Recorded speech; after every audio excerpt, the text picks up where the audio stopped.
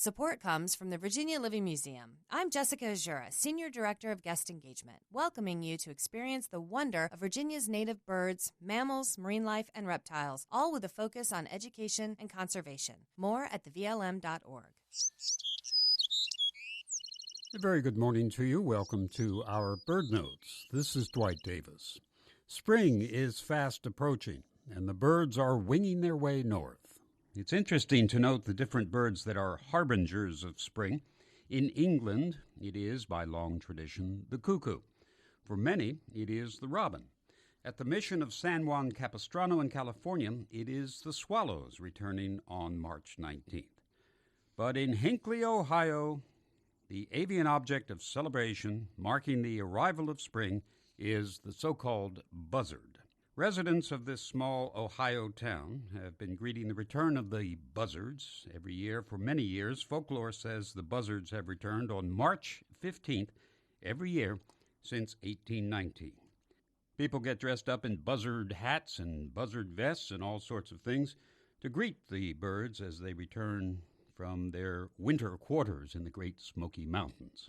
The swallows of Capistrano may be more romantic to the extent of inspiring a song, but the buzzards are just as punctual. The word buzzard up to this point has been in quotation marks.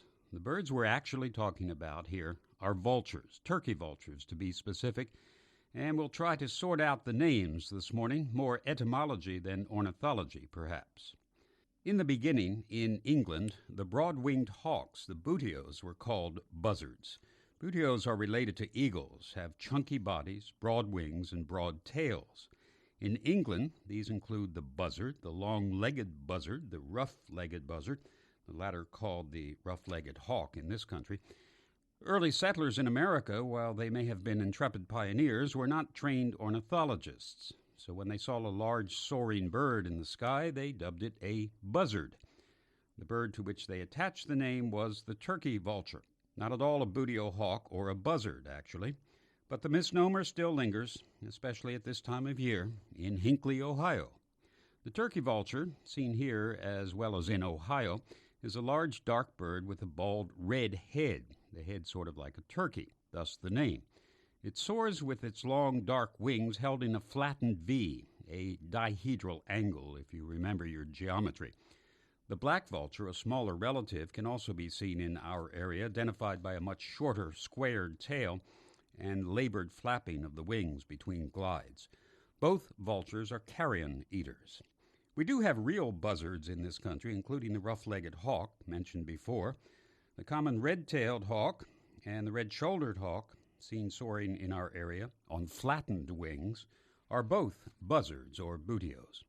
So there are buzzards and there are buzzards, and some are vultures and some are hawks, and the confusion over the names will probably persist. Not only persist, but be perpetuated and celebrated in Hinckley, Ohio, each March 15th.